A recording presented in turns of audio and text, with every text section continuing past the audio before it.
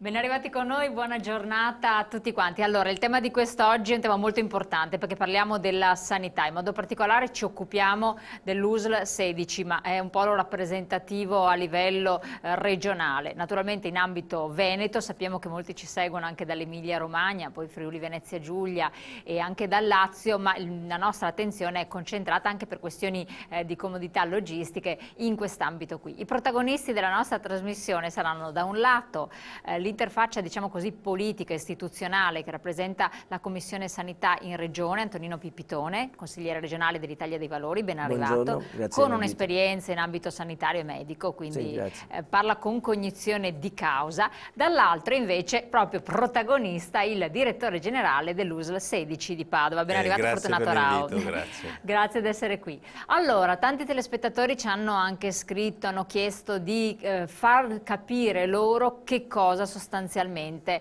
potrebbe andare a modificarsi nella dislocazione dei presidi ospedalieri, con il discorso che ci sono stati dei tagli, si è parlato di tagli nella sanità, di un debito importante che ha preoccupato molti, perché ovviamente quando tocchiamo la salute sappiamo benissimo, direttore, che è un argomento delicatissimo. Quindi cerchiamo di far chiarezza, di spiegare nei limiti del possibile quello che si andrà a prefigurare, quello che è la vostra progettualità. E dopo sentiamo anche cosa dice la Regione, che poi naturalmente ha in mano la situazione anche dal punto di vista politico, finanziario e di progettualità di legge. Bene, e la nostra azienda è un'azienda complessa che si occupa della tutela della salute per 492.000 cittadini, siamo vicini al 500.000 di abitanti. È una delle USL la più grande della regione, tra le più grandi a livello nazionale, che abbia contemporaneamente sia il territorio che l'ospedale. Ce ne sono di aziende USL grandi, per esempio in Lombardia, però sono staccate, nel senso che ce ne sono due, sostanzialmente una che ha l'ospedale e l'altra che gestisce il territorio. Da noi la scelta è di gestire insieme sia il territorio che l'ospedale, ma anche dell'integrazione, cioè la distinzione delle nostre aziende del Veneto rispetto alle altre è quella che c'è un ulteriore S che significa sociale, cioè sociosanitario. L'integrazione fra il sociale e la sanità è la distinzione più forte che abbiamo più rimarcata, e questa per esempio si traduce nell'assistenza domiciliare, dove interveniamo con un progetto integrato tra le amministrazioni locali e l'ULSS, quindi accanto all'infermiere anche quindi con le prestazioni che fa l'infermiere a livello domiciliare o gli specialisti a livello domiciliare. Ci sono anche i servizi del comune, il pasto caldo, la pulizia della casa, il sostegno alla persona e tanti altri servizi che ci sono, che sono misurati proprio come progetto sulla persona e sulla famiglia. Ricordiamoci che il bisogno di salute non è per tutti uguale, non parlo di bisogno di sanità, il bisogno di sanità è una cosa, il bisogno di salute va molto più in là, il bisogno di salute significa una situazione di benessere in cui si dovrebbe trovare una persona. E allora quindi noi socio-sanitario, perché riguarda anche il sociale. Misuriamo, oltre che le disabilità della persona, le incapacità della persona, la necessità di sopperire a bisogni sanitari, anche la capacità della famiglia. Per cui se la famiglia non c'è è diverso un anziano disabile che vive da solo rispetto a un anziano che invece vive su una famiglia forte che può accudirlo, e quindi i progetti sono diversi. Ecco, la domanda si ripete spesso, l'avevo posta anche tempo addietro al dottor Cestrone, era nell'ambito ospedaliero, perché riguarda una preoccupazione abbastanza diffusa di molte persone che vedono i figli che vanno via, vanno anche all'estero per trovare lavoro, si devono spostare abbastanza, si trovano soli, adesso magari in un'età ancora accettabile, si parla di 60enni, 65enni, che però dicono, siccome ci saranno questi tagli che vengono appalesati in modo abbastanza insistente, ci sarà possibilità di trovare un'assistenza domestica, familiare o in strutture preposte quando si presenta il pericolo per la propria autonomia, perché la famiglia appunto cambia, certo, si modifica molto rapidamente. La famiglia diminuisce nel numero dei componenti e più la famiglia si frammenta qualche volta con persone che vivono da sole, cioè oggi il maggior numero delle famiglie è quella composta da una persona sola. Però le do solo un dato per dire quello che stiamo facendo. Noi abbiamo oggi circa 12.000 persone in assistenza domiciliare, quindi alcune per una settimana, altre per tutto l'anno, però sono 12.000 persone che abbiamo assistito lo scorso anno, a fine 2010 e 2011. In che cosa consiste questa assistenza? So che per lei sono dati scontati, però noi ci volgiamo a un target molto esteso. Vede, l'assistenza può provenire da una persona che viene dimessa dall'ospedale, esce dall'ospedale e nella nostra azienda, e questa è una peculiarità della nostra azienda, riceve a domicilio i servizi che sono utili alla persona senza bisogno di chiederlo, a meno che non li rifiuti. Quindi l'ospedale, già all'interno dell'ospedale c'è un gruppo di persone che si occupa di fare un progetto assieme al primario e assieme al medico di famiglia di questa persona, un progetto di assistenza a domicilio, in modo tale che la persona che esce abbia i servizi subito, non debba richiederle quando è a casa, facendo la domanda al distretto, interpellando i comuni, magari l'assistenza arriva dopo 15 giorni e non gli serve forse più.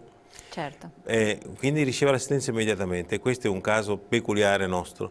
Poi invece può essere un'assistenza attivata dal medico di famiglia, dal distretto, dalla persona stessa che fa domanda attraverso il medico di famiglia del distretto, quando ne ha bisogno, anche senza entrare in ospedale. Se questo non avviene, dove questo non dovesse avvenire, perché abbiamo avuto appunto, la domanda nasce dal fatto che abbiamo avuto segnalazioni di casi dimessi dall'ospedale dopo un periodo che sono rimasti immobilizzati eccetera, che si trovano dimessi così e a trovarsi le dico che questo stessi. avviene nella nostra ULSS, non avviene nelle infatti altre nel aziende, territorio. E questo è il problema. Cioè non è che il cittadino deve fare un passo questo ulteriore. non risponde, ascolti, quello che le dico non risponde a una norma di legge. Cioè nel ecco, senso che non c'è un obbligo di attuare queste Viene forme. fatto L'obbligo normale sarebbe quello di rivolgersi al distretto per avere le cure domiciliari.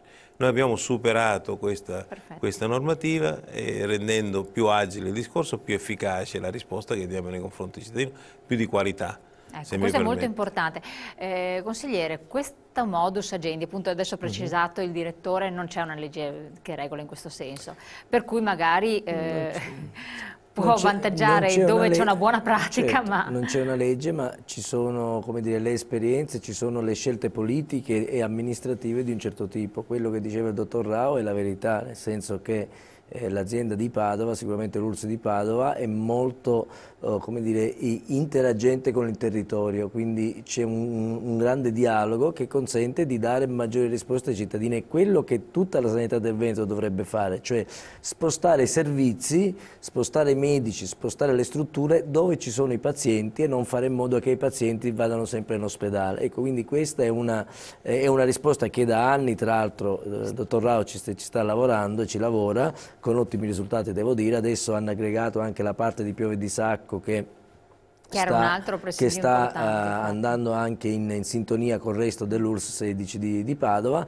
e che sta cominciando a dare delle buone risposte anche per quella parte che era un po' la periferia di Venezia. Ecco, perfetto. Perché questo tipo di prassi non sia legata soltanto alla buona iniziativa del singolo direttore generale, eccetera, ma possa essere estesa a tutto l'ambito regionale? Che non ci sia magari un paziente di Belluno, parlo di Belluno perché sappiamo che sono realtà un po' particolari, però giustamente, che ravvede che la stessa cosa non si verifica nel suo territorio. Cioè in Regione che tipo di interventi? In Regione innanzitutto stiamo facendo, per quello che mi riguarda personalmente, ma anche in generale, delle iniziative per favorire queste azioni. Adesso noi cominceremo a discutere il piano sanitario regionale, quindi una riorganizzazione complessiva dei bisogni, delle necessità, delle risposte da dare a tutte le famiglie, agli ammalati del Veneto, a tutti i cittadini veneti e in quella nuova riorganizzazione per forza ci dovrà essere appunto gli esempi e gli indirizzi come quello che stiamo vivendo, almeno penso abbastanza bene qua a Padova, insomma almeno per quanto riguarda l'ULSS 16. Ecco, prima adesso stiamo vedendo immagini appunto di strutture ospedaliere, prima abbiamo visto il polo ospedaliero visto dall'alto e qui la domanda viene da sé, ma anche perché sui giornali si è visto più volte, del nuovo polo dove ubicarlo, ma nel frattempo sappiamo che i lavori per la messa in opera del Sant'Antonio sono a buon punto e quindi ci sarà uno spazio ulteriore, ma del nuovo ospedale è ancora ipotizzabile devo dire parlarne? Ci sono due cose differenti. Io mi sto occupando del Sant'Antonio e di Piove di Sacco. In questi ospedali abbiamo rilanciato in accordo anche con le linee regionali, è stata un'attività molto condivisa e possiamo dire che l'inizio del prossimo anno segnerà il Sant'Antonio tutto nuovo. Quindi già il prossimo anno sarà agibile? Diciamo che entro febbraio contiamo di avere finito tutte le opere che sono a Sant'Antonio. E cosa ci sarà? Cosa ai pazienti? C'è una ristrutturazione completa dell'ospedale, alcuni piani sono già finiti, stiamo finendo gli ultimi piani. ci sarà la normativa antisismica attuata, quindi con queste grandi putrelli di acciaio che legheranno tutto il complesso per renderlo assolutamente antisismico, ci sarà il nuovo parcheggio tanto desiderato dalle persone, ci sarà due nuovi reparti ci saranno per la salute mentale e circa 1600 metri quadri di ambulatori nuovi per il Sant'Antonio. Quindi queste sono indicazioni molto forti che consentiranno all'ospedale Sant'Antonio di reggere la sanità, aumentando anche la propria capacità di lavoro operativa per i prossimi anni. L'ospedale di Piovisacco abbiamo iniziato dei lavori, abbiamo fatto un programma condiviso peraltro a livello regionale e quindi stiamo andando avanti con la riqualificazione anche del complesso di Piove di Sacco. Abbiamo fatto un programma lì triennale e contiamo di riqualificare bene anche quella parte ospedaliera, quindi abbiamo già due ospedali che possono dire assolvono un ruolo più territoriale. Rimane poi il problema dell'azienda ospedaliera universitaria, che è il grande problema a cui stanno mettendo mano, è la politica che deve indicare la strada.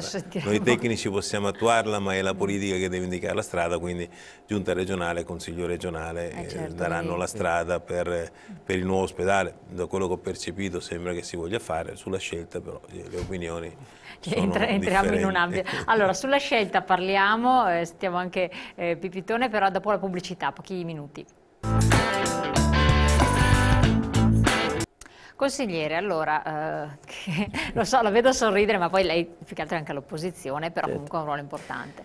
Questo nuovo polo. Beh, come dire, io e noi siamo all'opposizione, io sono dell'Italia dei Valori, ma noi appoggiamo tutte le cose positive che si fanno nell'interesse dei cittadini, quindi sulla questione sanità non ci può essere fatto un sacco di battaglie, poi state facendo. Certo, facciamo le battaglie per migliorare le cose, per quando c'è da fare prendere una posizione su una cosa positiva la prendiamo. Personalmente ho sempre fatto così, non faccio questione di schieramento. Sul nuovo ospedale io e da medico e come politico ho qualche perplessità che si voglia fare realmente, perché qua ormai la scelta è appunto della politica. Allora, se si vuole fare bisogna trovare le risorse. Il posto comunque è stato indicato dal Comune di Padova, quindi il Comune di Padova ha destinato un posto che è a Padova Ovest, vicino allo stadio, praticamente dall'altra parte di Corsa Australia. Se non va bene si può cambiare posto, quello che manca è la scelta della regione e ovviamente del governo. Che è la cosa preponderante. Siccome il costo è un costo significativo, allora bisogna capire se è una priorità per il Veneto una nuova struttura ospedaliera importante che dia anche un respiro ancora più europeo alla sanità padovana, all'Università di Padova e del Veneto e italiana, oppure se vogliamo accontentarci di questo ospedale che tra l'altro quello che abbiamo che è dislocato in più parti, certo. Quindi abbiamo il monoblocco, c'è il policlinico, c'è la parte delle cliniche universitarie, dall'altra parte della strada c'è lo IOV, cioè voglio dire è una struttura che non è funzionale. Spesso un paziente deve fare, non lo possono neanche portare a fare centinaia di metri in barella per fare un esame da una parte piuttosto che da un'altra. O non può farlo perché sei in condizioni delicate. Oppure esattamente, poi può trasportare le attrezzature ed è molto delicato trasportare il paziente. Allora è evidente che di un nuovo ospedale c'è bisogno, un nuovo ospedale che sia integrato appunto con l'università, con la ricerca, con un campus che formi nuovi medici. La scelta è politica, però allora se lei va a vedere la rassegna stampa da un anno a questa parte, da quando Zaia è diventato governatore del Veneto, più volte è stato detto entro un mese vediamo la risposta, decidiamo entro un mese. L'ultima volta, un paio di mesi fa, ha detto entro 20 giorni decideremo che faremo l'ospedale, non si fa. Io dico, ditecelo, o si fa o non si fa. E poi le risorse le troviamo. Le faccio un esempio. Dove li troviamo i soldi? Si sta progettando nell'ULSS di Venezia un nuovo centro di terapia per alcuni tumori, si chiama Centro Protonico, ci costerà in 15 anni circa 800 milioni di euro. Allora, quel centro protonico è assolutamente inutile, mi assumo la responsabilità di quello che dico politicamente, perché è una cura particolare per alcuni tipi di tumore molto rari. In Italia l'Istituto Nazionale di Sanità ha previsto che possono essere curati con quella particolare terapia circa 1000 tumori, l'anno, certo. in Veneto sono circa 80-90, quindi sono 4 tipi di tumori rarissimi che possono essere curati certamente con quella terapia. Poi ce ne sono qualche altro. Ma allora perché viene fatta, ci chiede il cittadino giustamente? È quello che ci chiediamo noi, perché è stata fatta una gara come dire, alla fine del mandato di Galan e all'inizio di quello di Zaia, che già metteva in gara insomma, il progetto, e non è previsto nel piano sanitario regionale. Questa struttura ce n'è già una a Trento, ce n'è una a Catania, ne stanno costruendo una a Pavia. Allora, quindi quei pazienti che noi abbiamo con quei tumori rari possiamo mandarli là e quella quantità enorme di fondi possono essere utilizzati per altre cose. Decida certo. la sanità, come dire, chi governa la sanità cosa fare. Assolutamente. Questo è un esempio, me ne posso fare altri. Certo. Decisione politica, poi sappiamo che la politica prende i suoi versanti. Lei che opera sul campo tecnicamente ravvede un'utilità, pensando anche alla tempistica poi tra l'altro, perché realizzare un polo ospedaliero di un certo tipo richiede dei tempi enormi. Ma qui credo che la decisione del governo regionale certo. sarà ponderata tenendo conto da un piano di sostenibilità e dall'altro delle necessità delle aziende padovane.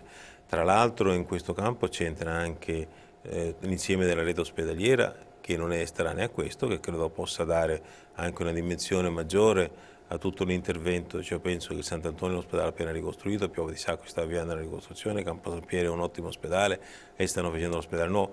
Cioè, il nuovo ospedale, se si farà e dove si farà, dovrà dialogare anche come sistema, certo. E credo che questo sia una preoccupazione nostra, perché gestiamo questi ospedali ed è giusto che mettiamo a disposizione anche le nostre risorse, come è ovvio, di tutti i cittadini, e credo che la Regione sicuramente di questo ne terrà conto. No? Degli altri presidi ospedalieri comunque, sì. Che tipo di...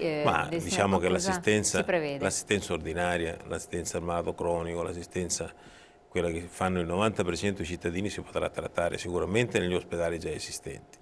Resta l'altissimo livello di assistenza, se si vuole fare di Padova una città europea per la sanità, sicuramente c'è la necessità almeno di innovare l'ospedale esistente o di farne uno nuovo, perché oggi la scienza è andata molto avanti e quindi in questa struttura un po' soffre, ecco, l'università per la ricerca, per quanto si potrà fare, c'è l'istituto oncologico, ci sono ricerche sulle staminali, oggi a Padova ci sono già queste cose, non è che non ci sono. Certo. Si tratta di dargli una struttura che le faccia. Sì, forse non hanno un eco sufficiente, o l'hanno avuto ma non hanno più, per cui è questo un po' l'aspetto, no, che...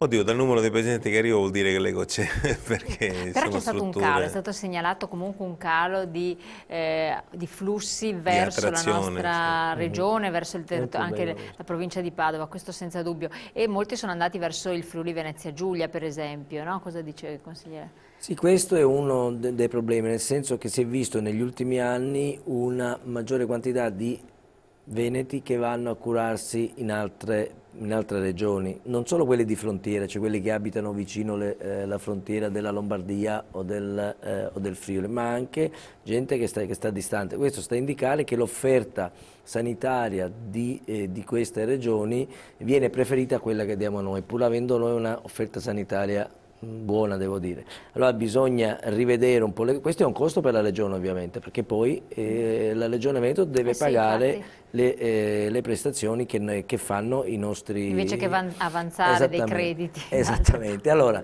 quindi bisogna appunto, uno dei modi è quello di avere anche delle strutture di qualità in cui la gente arriva, è comoda, riesce ad avere le cure adeguate, le migliori tecnologie, e questo però bisogna investire in questo, non bisogna tagliare, perché se investi dai maggiore sanità, maggiore qualità di cura e hai un maggiore ritorno, e investi anche in termini economici, che non è, come dire, assolutamente disgiunta la cosa. La sanità non può diventare un business, un affare, però non puoi non tener conto dei costi ovviamente, quindi deve avere la giusta etica tra le due cose.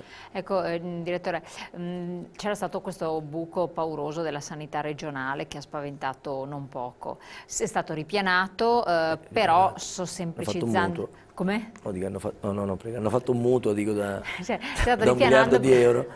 Però sostanzialmente diciamo, quello che poteva servire per innovazione, per adeguamento di tanti Certo. apparati presidi che è indispensabile tenere, non c'è più, è stato consumato appunto per appianare questa situazione.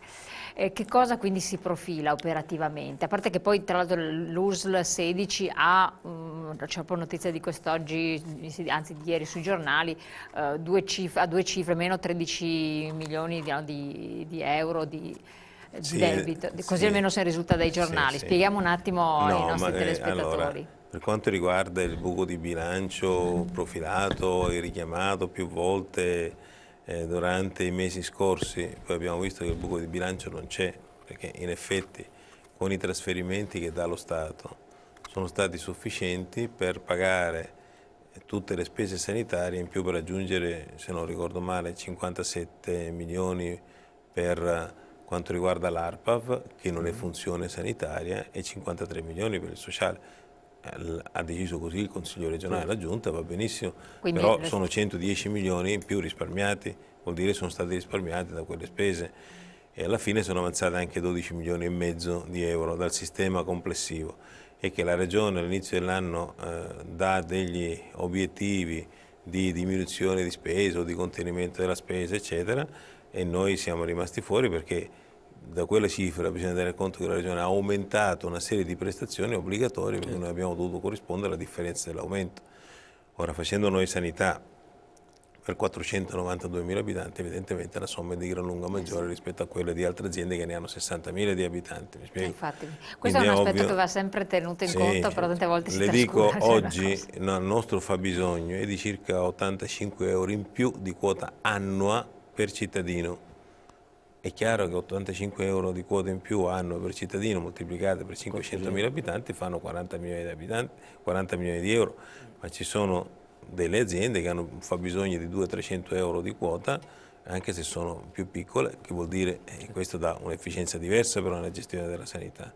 Spiego, quindi i numeri bisogna confrontarli anche con il numero di persone che si assistono, non si può mettere sullo stesso piano, e poi anche con le complessità che sono un'azienda come la nostra. Ricordiamo che c'è l'Opera Divina Provvidenza, un grande complesso che riguarda i disabili, che è a carico nostro, abbiamo 3.300 posti letto fuori dagli ospedali, che sono le residenze sanitarie assistenziali e le disabilità che si concentrano in questa città. Si convergono tra l'altro sempre nell'ambito dell'azienda sanitaria. Ecco, che non riguardano solo i cittadini di Padova, ma riguardano una buona parte dei cittadini del Veneto, quindi anche queste quote sono caricate, giustamente la Regione distribuisce gli incarichi a livello regionale, ha dato a noi questa parte qua, e noi dobbiamo supportare anche questa spesa senza avere relativa entrata, insomma. Certo. In un'attuazione di un maggior federalismo, adesso vedremo dove andiamo a parare, perché è un percorso in itinere, che comunque è stato avviato. Abbiamo interpellato anche ieri il capogruppo della Lega in Regione, in Consiglio regionale, Canera ha detto che si sta andando avanti verso questo federalismo. Ci sarà per la sanità, una volta attuato, secondo voi, un margine di maggior respiro, perché comunque parliamo di una sanità virtuosa che opera in un certo modo, eccetera, anche se i numeri dati alla mano dicono che non siamo più ai livelli di qualche anno fa, però sostanzialmente... Ma guardi, sui debiti potremmo aprire un fronte, perché non si capisce bene cosa è successo, ci sono tanti creditori che non vengono pagati, sono stati rinviati i pagamenti, cosa che non è positiva per l'economia e per tutto, ma evitiamo. Per quello che dice lei, guardi che sulla sanità, nei fatti c'è già il federalismo per quanto riguarda l'organizzazione e la distribuzione delle risorse. Nel senso, è la Regione che decide dove spendere i soldi che ha e come spenderli. Cioè, in questo senso la Regione sul campo sanitario, poi magari il dottor Rao mi può correggere, sul campo sanitario decide già con le indicazioni che dà ai direttori generali, che spesso sono in difficoltà, che quando dicono devi tagliare assolutamente del 5% e non mi interessa come, mi rendo conto che significa per un direttore generale non do risposta in un senso e non do in un altro cosa significa, perché è comodo per un politico fare un taglietto così. Allora, quindi c'è già da questo punto di vista il federalismo, cioè nel senso siamo già autonomi come Veneto e come tutte le altre regioni italiane quale tipo di sanità dobbiamo dare. Certo, dobbiamo rispettare i cosiddetti LEA, i livelli assistenziali che lo Stato italiano ci dà. Devi dire, tu regione devi garantire che ci sia i reparti di cardiologia, che ci sia tutta una serie di cose di base. Sì. La regione Veneto fa molto di più, come da prestazioni in più, ovviamente costano di più queste prestazioni. Ovvio. Andiamo in pubblicità, poi torniamo sull'argomento, vediamo anche di tirare un po' le conclusioni, tra poco.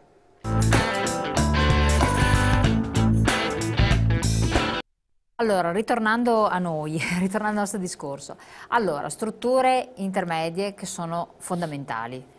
C'è una progettualità in questo senso? Quindi qui parliamo di progettualità, perché giustamente i cittadini hanno paura dei cambiamenti, è normale aver paura dei cambiamenti, perché in questo momento poi le paure si sono manifestate molto chiaramente e soprattutto un senso di insicurezza che porta a dei grandi ribaltoni inaspettati per alcuni. Aspettati per chi li vive direttamente, dice certo, vuol dire che la gente non è soddisfatta di quel che sta succedendo e soprattutto non ha più la disponibilità economica di un tempo. Per cui bisogna che il pubblico deve tagliare, ed è giusto, con questi tipi di risanamenti, però non può poi ricadere sulle spalle del privato che non ha possibilità di far fronte. Sì, io vorrei ribadire però bene un concetto, perché portare tutto sull'aspetto economico a volte è deviante, è fuorviante. Io dico una cosa che può sembrare quasi una bestemmia, ma è la verità alla fine, che in un ospedale come l'azienda ospedaliera di Padova, che è un ospedale per acuti, il paziente cronico è un paziente che non trova le cure più adeguate. Troverà le cure più adeguate in un ospedale che ha un livello di acuzie molto più basso. Certo. E questa è la prima cosa da mettersi in testa. Ma si può fare questo tipo di ospedale? Si può creare? Si deve fare, cioè il problema, quando le dicevo, io sono convintissimo che bisogna avere già a livello di pronto soccorso un filtro provinciale, per cui i pazienti acuti, solo i pazienti acuti devono finire in azienda ospedaliera, bisogna modificare la complessità dei reparti, sia in azienda ospedaliera sia negli altri ospedali, in modo che i pazienti siano giustamente indirizzati a avere la cura migliore. Bisogna aumentare il numero anche dei reparti di riabilitazione e dei posti letto di riabilitazione, questo. Tenendo conto però di una cosa alla fine, che è una società la nostra che è vecchia. Se noi ci confrontiamo con paesi come l'India... guardi, se mi ha letto nel pensiero. Cioè, l'età media qual è? Ci deve far paura anche questo. Sì. Ma per quello che richiede è importantissimo un certo tipo di passaggio, dico certo, io, perché altrimenti ci troviamo fuori tempo massimo. Certo, per cui è indispensabile creare questi ospedali adeguati attraverso una riprogrammazione della sanità del Veneto, e per cui sono reparti per acuti, reparti per pazienti che hanno problemi cronici in fase di acuzia anche questi, e dopo reparti tipo strutture intermedie che non hanno i costi di gestione dell'ospedale, e infine le case di ricovero, per capirci. Però teniamo presente bene una cosa, che non è che è tutto risolvibile. Una buona parte dei pazienti che hanno un'invalidità pesante ci rimarrà, certo, perché non è tutto curabile. No, assolutamente. E questo è un costo sociale che non è indifferente. Certo, assolutamente. Ecco, restando anche sempre al tema della appropriatezza delle terapie e alle prescrizioni sanitarie, sappiamo che ci sono moltissime prescrizioni, dovrebbe esserci una media di 4 prescrizioni annue per paziente. Invece noi abbiamo dei dati che esulano un po' da questa la media di 6, 8 addirittura. E poi si parla di prevenzione, perché una buona prevenzione eviterebbe poi situazioni del genere, eccetera. Com'è possibile allacciare i due temi? Prevenzione, perché il paziente dice io cerco di fare prevenzione, vado a farmi la mammografia, facciamo l'esempio, che è una delle prescrizioni sanitarie più frequenti, ma la visita mi viene mandata dopo un anno, n tempo. Dall'altro tanti interventi che costano comunque nella nostra struttura. Giustamente le dice, caspita se non costa. Come si può fare? Quando parliamo di prevenzione, purtroppo qui c'è da dire che noi vorremmo avere la prevenzione come andare al supermercato, scegliere la scatoletta col colore che più ci piace e aver risolto il problema. la prima cosa della prevenzione credo che dovrebbe farla ognuno di noi. E in che modo? Con l'alimentazione. E quindi lo stile di vita. Lo stile di vita è questo qua. Non è che ce lo devono prescrivere i medici. Lo stile di vita credo che ormai fino al bambino più piccolo ormai sa che bisognerebbe non fumare, non assumere sostanze stupefacenti, alcoliche, nessuno dice di non, ma in maniera assolutamente moderata, non farne abuso, no?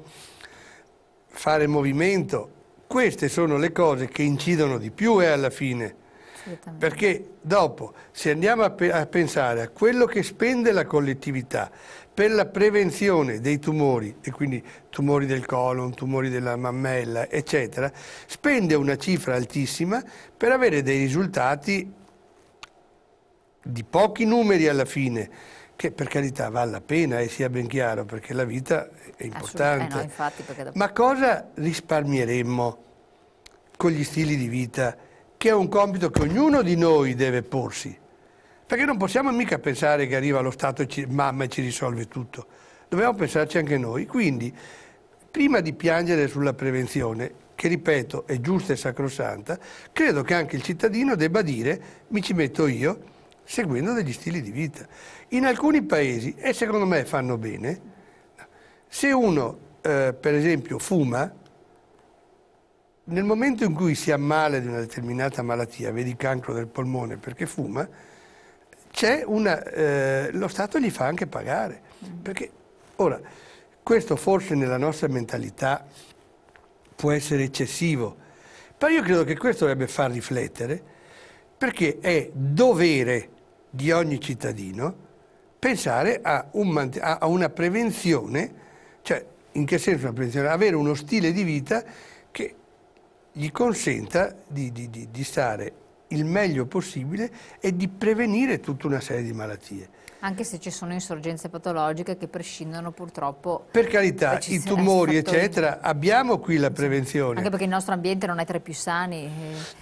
D'accordo, però se andiamo a vedere le cause di morte, beh sì, i tumori sono senz'altro una causa di morte importante, ma anche tutte le malattie cardiovascolari che hanno dietro uno stile di vita, hanno le cause delle malattie cardiovascolari, sì. C'è dietro uno stile di vita. Allora, mettiamole insieme queste due cose. No.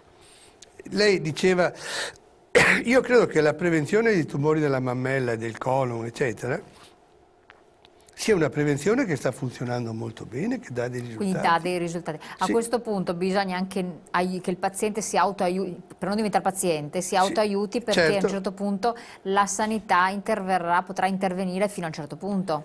Esatto. Ecco, no, bisogna che andiamo in pubblicità, poi torniamo un po' su questo discorso anche per capire delle strutture ospedaliere come si andranno ad allocare e soprattutto se si potrà parlare di qualche cambiamento importante. Sappiamo già adesso che c'è stato l'inglobamento di Pieve di Sacco, per esempio, e capire quali reparti sono in eccesso. Cioè, io faccio l'esempio, otorino-laringoiatra, ha senso ancora esistere lì oppure può essere concentrato a Padova? Sono così delle buttate proprio per capire un po' il tipo di sistema. Andiamo in pubblicità, poi torniamo subito insieme.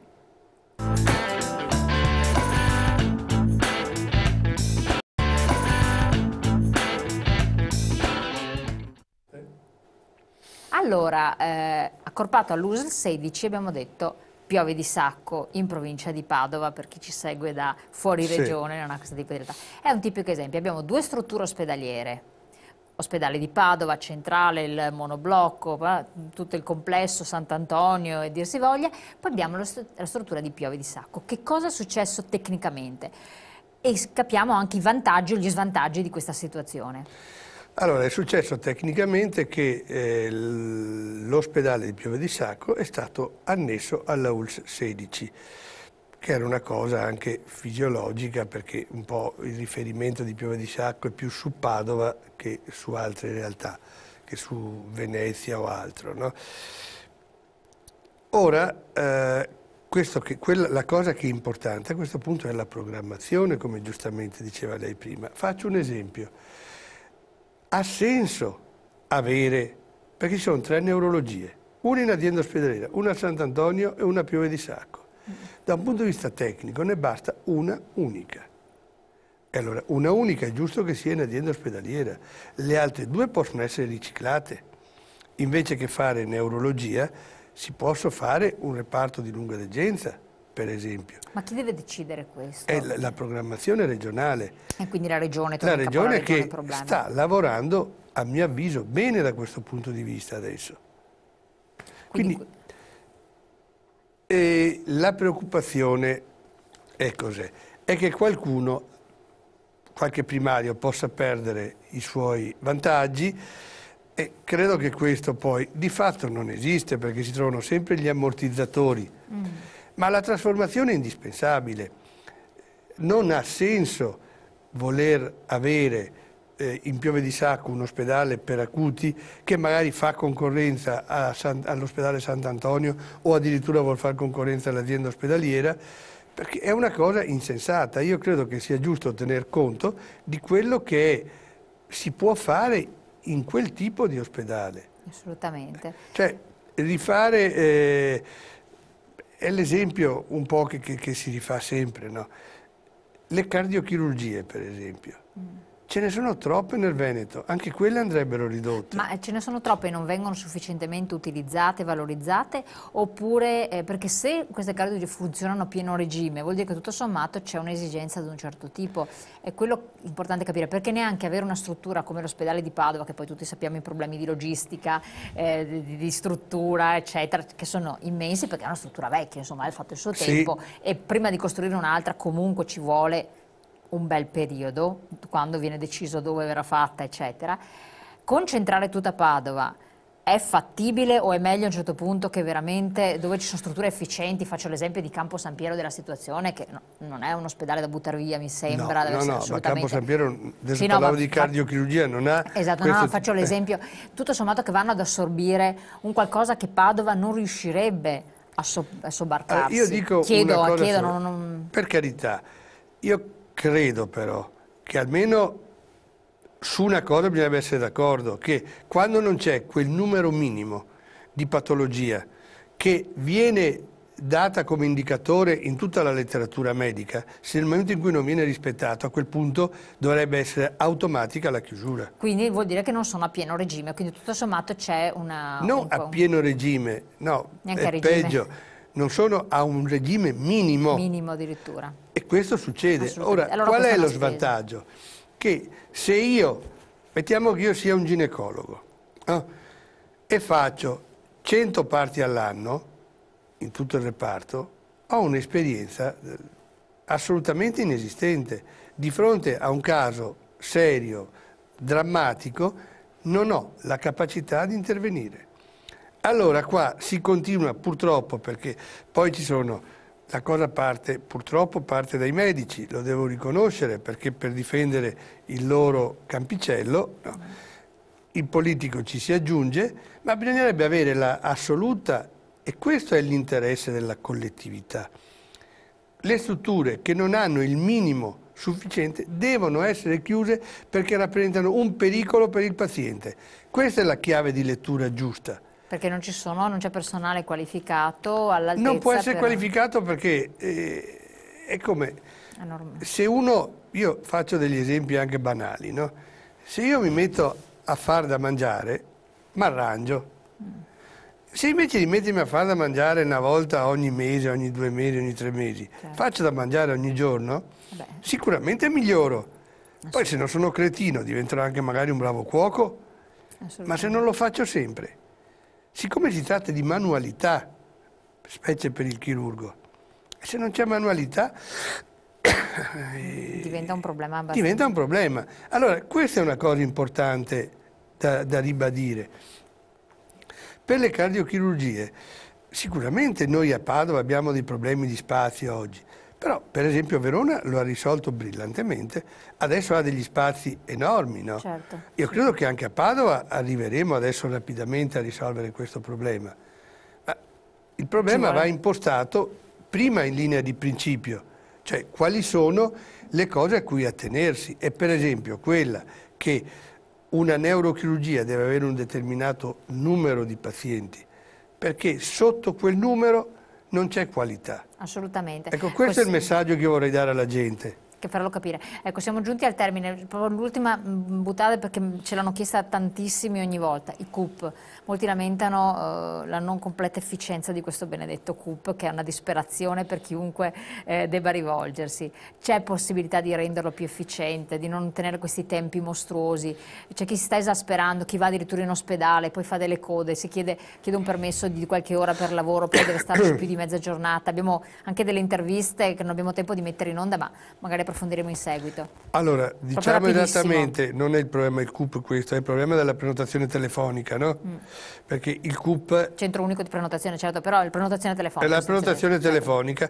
La prenotazione telefonica rappresenta un problema.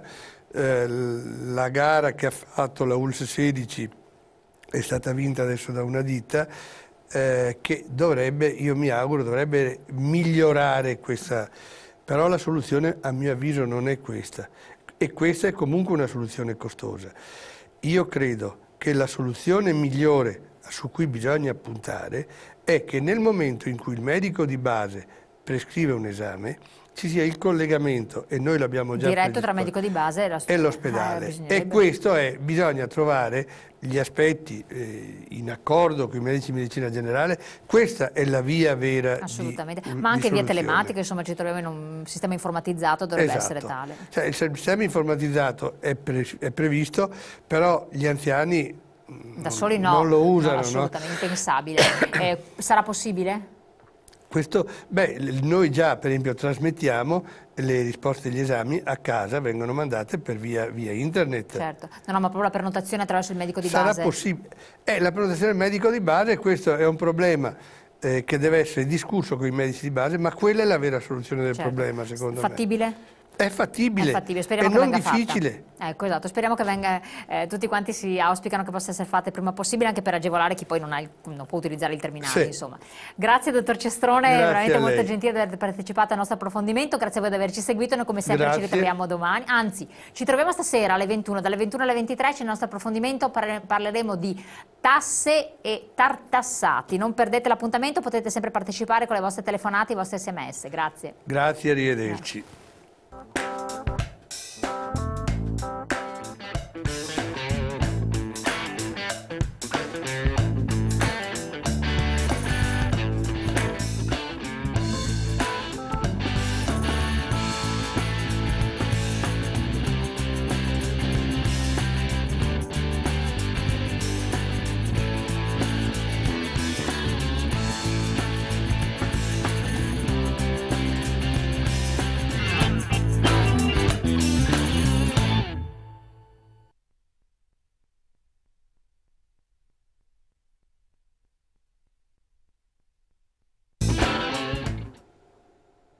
Direttore Generale, a lei adesso la battuta per quanto riguarda il federalismo applicato alla sanità e quindi dei parametri omogenei per tutto il nostro Paese. Si è già avanzato qualche cosa? La legge è stata fatta molto per tempo e dal 1° gennaio del 2013, non dal 1° gennaio del prossimo anno, si dovrebbe applicare la legge sui costi standard, sul federalismo sanitario. Cosa vuol dire questo? Che intanto si pagano gli interventi allo stesso modo, con la stessa quantità monetaria, voglio dire, lo stesso intervento deve costare tanto a Padova come a Milano, come a Palermo, come a Bari, come in qualsiasi altro punto d'Italia. Qualsiasi punto d'Italia gli interventi devono avere lo stesso costo, quindi il costo standard. Per adesso cosa si era verificato? Per adesso si verifica che vengono trasferite delle risorse, le regioni alle singole aziende, e poi le aziende le consumano magari in gran parte per l'ospedale, omettendo dei servizi sul territorio, insomma, che invece sono essenziali per mantenere i cittadini nelle loro case, per non affollare gli ospedali, per far scendere i ricoveri ospedalieri. Io le chiedo proprio così, ma perché so che per esempio ci ascoltano anche da alcune regioni del centro Italia, perché, e tanti si chiedono, ma anche chi è capitato in qualche ospedale nel sud, perché questa differenza eclatante tra la sanità nel nord, a prescindere che parliamo di Veneto, Lombardia o quant'altro, Friuli Venezia Giulia, e quella nel sud? Cioè lei come direttore sanitario avrà avuto magari l'opportunità di confrontarsi con, o di cercare di capire quali dinamiche non funzionano? C'è assolutamente una maggiore costosità. Siamo nello stesso paese. C'è assolutamente una maggiore costosità degli interventi in alcune aree del paese. cioè il costo dello stesso intervento che dovrebbe, e quindi i famosi alla fine, costi standard che i costi standard sono assolutamente diversi. Adesso la Commissione sta determinando i costi per singolo intervento e quindi dopo si pagheranno gli interventi fatti e non quelli promessi. Per cui Ma perché tutti c'è si questo dovranno costo allineare. maggiore, se invece il costo della vita È un comunque problema organizzativo, legato al numero di persone che intervengono, legato all'organizzazione ospedaliera, legato quindi vengono all'organizzazione dissipate territoriale. risorse sostanzialmente. Vengono impiegate, non voglio dire dissipate perché non conosco le situazioni dei singoli Impiegate enti, male, male anche di organizzate. partenza. Cioè voglio dire, bisogna cambiare, insistere non soltanto sui costi standard ma anche sui modelli organizzativi, perché se non si cambiano i modelli organizzativi non è che il costo scenderà così, quindi va accompagnata dalle singole regioni, questo è il compito delle singole regioni, da una riforma anche organizzativa delle aziende che faccia scendere i costi. Certo, questo può naturalmente spaventare l'applicazione in certi ambiti regionali ben precisi Penso dove non c'è la struttura. Nessuno si deve spaventare, tutti devono capire che non è più possibile sprecare soldi pubblici senza dare efficienza e in questo caso senza rispondere al reale bisogno di salute. Non si possono gonfiare i primariati, non si possono gonfiare i posti letto, non si possono gonfiare tutte quelle cose che non servono ai cittadini, ma serve a qualcuno per piazzare qualche amico, certo, piuttosto che fare una cosa che non serve a nessuno. Assolutamente. Un altro aspetto abbastanza spinoso è la prenotazione, il CUP e poi i tempi di attesa per queste verifiche periodiche, per gli esami diagnostici, eccetera. Alcuni cittadini, anche anziani, dicono io voglio farmi prevenzione, quindi ho bisogno di una certa visita, devo aspettare una tempistica lunghissima, oltre alla difficoltà di accesso proprio alla prenotazione, al centro unico di prenotazioni. Ecco, noi abbiamo più difficoltà di prenotazione che non di soddisfare i bisogni del cittadino, perché ecco qui abbiamo un CUP che riesce a prendere circa ogni mese 70.000-80.000 telefonate, magari i cittadini che chiamano sono il doppio. Per cui c'è un'attesa al telefono che è anche eccessivamente lunga. Noi abbiamo messo a disposizione però degli altri modi per prenotare, si può prenotare attraverso le segreterie telefoniche, poi viene puntualmente riscontrata, si può prenotare anche attraverso un fax, si può prenotare anche attraverso il distretto. Adesso aumenteremo la disponibilità, cioè con i medici stiamo facendo un progetto per cui sarà lo stesso medico di famiglia quando indica la visita che fa la prenotazione. Esatto. Noi abbiamo oggi, tutti i centri sono collegati, quindi il medico di famiglia può disporre della lista degli interventi che sono possibili, quindi di tutte le diagnosi che si possono fare, tutte le offerte. Chiaro, non c'è bisogno per molte visite, si può accedere direttamente, specialmente per le analisi di laboratorio, eccetera, basta la sola prescrizione medica. Certo. In altri casi occorre che ci sia la prenotazione, tipo l'effettuazione di un'indagine radiologica, una risonanza, però in questo caso potrà essere il medico a fissare dal tuo computer sul punto più vicino al cittadino, sul primo posto disponibile, perché non dimentichiamo che qualche volta la lista d'attesa, questo è l'altro tema, noi siamo dentro sulla lista d'attesa per oltre il 90% delle casistiche, però il cittadino qualche volta mi chiede di andare presso quella unità, non so, la cardiologia d'urgenza dell'ospedale nostro. Ora è chiaro che la cardiologia d'urgenza soddisfa prima di tutto i bisogni delle persone ricoverate o delle persone che arrivano dal pronto soccorso e poi successivamente le altre visite. Quindi può essere distribuita nel territorio, mentre in altri punti c'è una prenotazione a 3-4 giorni, 10 giorni. Quindi è chiaro che il medico di famiglia sarà in grado anche di interloquire col proprio assistito. Abbiamo 99 ambulatori privati preaccreditati che fanno servizio pubblico, abbiamo più ospedali, non soltanto il nostro, che fanno questo servizio, abbiamo tutta l'area distrettuale, insomma l'offerta è grandissima nella nostra azienda. Però se una persona vuole essere visitata presso quella unità operativa diventa difficile, perché magari abbiamo avuto un caso, ne faccio un caso di specie, l'oculistica, che mi chiedevano la visita nell'area di Calà, dice non fa visite o me le dà con molto ritardo, non è così. Loro Lei ha toccato proprio un ambito che era quello che ci è stato segnalato. Ma sa cosa fa quella unità? Fa circa 38.000 visite l'anno.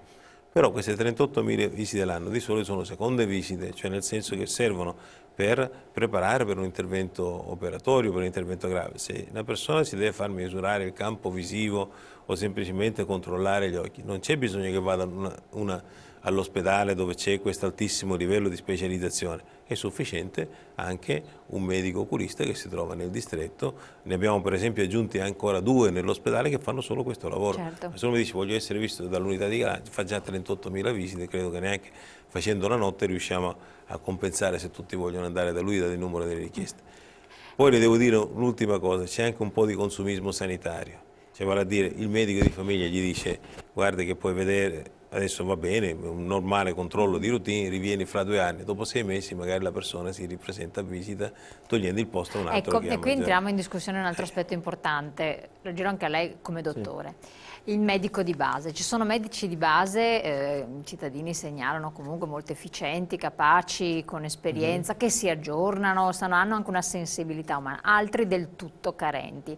Tanto è vero che magari si trovano anche pieni di pazienti perché non sanno dove andare e finiscono a riempire la lista, però pazienti completamente insoddisfatti, perché o lesinano troppo nelle visite specialistiche, poi il paziente si trova ad avere un'emergenza e ad affrontarla quando poteva essere segnalata o prevenuta, oppure proprio ad avere un atteggiamento poco accettabile, non deontologico addirittura, e ce ne sono, vi devo dire ce ne sono. Ma, questo è un problema perché grava poi sulla struttura sanitaria, cioè sulla struttura ospedaliera ovviamente, perché insoddisfatto vai in ospedale, in pronto soccorso. O hai l'eccesso di prestazioni prescritte o hai il deficit, nel senso che il medico di base non ti può far prescrivere, eccetera. Questo dipende ovviamente dalla professionalità e dall'umanità del medico, qua è difficile poi entrarci nello specifico. La cosa che i cittadini dovrebbero fare, a mio avviso, è segnalare i casi realmente o che ritengono di essere particolarmente esagerati agli organi competenti. Poi devo dire che l'opera di formazione dei medici di base, che adesso è obbligatoria, quindi devono fare tutta una serie di percorsi sulle varie tipologie, parlo per la mia materia, diabetologia, la facciamo, quindi si fa sulle varie specialità, comunque viene svolta, quindi i medici di base sono già informatizzati, cioè i passaggi sono stati fatti, poi ribadisco, trovi sempre quello, come tutte le categorie, che magari non risponde alle giuste necessità, e quindi spesso anche il medico di base però si trova in difficoltà con una quantità enorme di burocrazia. Questo è il problema. Il medico purtroppo ormai è diventato in gran parte, prima fa il burocrate e poi fa il medico. Prima deve trovare il tempo di svogliare le carte. In tutti gli ambiti c'è sempre lo stesso problema. No, ma è un problema serio questo qua, guardi. E poi deve andare a visitare il paziente, quindi c'è anche questo da tener conto. Quindi un medico di base massimalista che ha 1500 pazienti, gran parte magari anziani, qualcuno anche nati in assenza domiciliare assistita, ci rendiamo conto che ha un peso comunque significativo dal punto di vista dell'impegno. Un appello vorrei fare ai cittadini, è ad dare una maggiore adesione agli screening. Noi facciamo alcuni screening che sono quello mammografico, lo screening della cervice uterina, questi 2 riguardano le donne, e poi facciamo quello del coloretto che riguarda più gli uomini per la verità che le donne. Ecco, un'adesione maggiore a questi screening, una fiducia maggiore, perché sono screening che non sono poi fastidiosi, sono anche abbastanza semplici. L'adesione allo screening dà al cittadino una sicurezza in più di non avere malattie, e quindi il caso che noi riusciamo a eliminare, agiamo nell'area del rischio e non nell'area del danno, quindi noi vogliamo proprio spostare fortemente la nostra azione su quest'area di prevenzione. E se c'è un tasso più alto di adesione, noi riusciremo sicuramente a sconfiggere anche molte malattie, perché chi si trascura, chi non dà l'adesione a questi screening rischia di avere una malattia magari in stato avanzato che scopriamo tardivamente. Ecco, e questo è un grande questi problema. screening vengono fatti poi sono screening che vengono fatti gratuitamente, vengono fatti nelle strutture pubbliche o in quelle private che sono accreditate, per lo più sono strutture pubbliche che li fanno, quindi invito i cittadini a venire con fiducia a effettuare questi piccoli esami che qualche volta salvano la vita o comunque evitano dei grossi danni. Assolutamente. Tornando al discorso, per completare quanto diceva il consigliere, il ruolo del medico di base che in qualche modo dovrebbe andare a cambiare, ad ampliare un po' la propria competenza per venire incontro ed evitare poi la ferire alle strutture nell'organizzazione sanitaria o nell'organizzazione dei bisogni di salute, il ruolo del medico di famiglia, o come preferiscono essere chiamati, si chiama medico di base o medico di medicina generale, che è la stessa cosa, è veramente centrale nell'organizzazione. Infatti è quello. Perché è il primo interprete dei bisogni del cittadino, è quello che può fare le visite, che può leggere le visite col fascicolo sanitario elettronico che abbiamo già creato, quindi avere già tutti i dati informatizzati, è quello che può intervenire nell'assistenza domiciliare, è quello che può intervenire anche all'interno dell'ospedale in dialogo col medico ospedaliero. Quindi è un ruolo importantissimo, bisogna che ne sia consapevole. Stiamo facendo alcuni progetti, per esempio abbiamo dei medici di famiglia che vengono all'interno del nostro ospedale e fanno un periodo di una settimana di istruzione, non so, per livello di urologia, perché vogliono approfondire. Abbiamo dei medici che stanno facendo, e questo è un progetto veramente importante, la formazione dei medici sul progetto di dermatologia per la scoperta dei nei che possono creare dei melanomi. Questo grande progetto considera di fare veramente un'attività di prevenzione enorme, sono il primo livello. Il medico invece che andare direttamente dal formato, è aggiornato, può vedere questo. Il secondo livello è il dermatologo, il terzo livello è l'unità specialistica che esiste presso lo IOV. Allora, se noi separiamo questi tre livelli, tutti i cittadini possono essere raggiunti da questo screening. Perfetto. Allora, queste sono le tematiche più calde che sono emerse, che abbiamo potuto trattare con il tempo a disposizione. Ringraziamo naturalmente il direttore generale Rao di essere stato qui con noi, Antonino Pipitone, consigliere regionale Italia dei Valori, di averci supportato, e naturalmente a voi, grazie di averci seguito. Appuntamento come sempre a domani alle 12:40, ma non perdete l'appuntamento alla mattina TV7 alle 7, dalle 7 alle 9, e poi riguardate i nostri programmi sul canale 87 TV7 News in Veneto, 86 in Friuli Venezia Giulia e poi anche in Emilia Romagna nel canale 116. Potete rivedere anche le nostre repliche, tutte le nostre puntate che vengono scaricate in tempo reale o comunque al massimo il giorno dopo nel sito internet www.gruppotv7.com. Guardatele, troverete gli approfondimenti. Tante volte ci chiamano perché vorrebbero avere altre informazioni eccetera, che sono state dette, cose dette durante la puntata. Ecco, nel sito internet le trovate tutte quante. Grazie e buon proseguimento.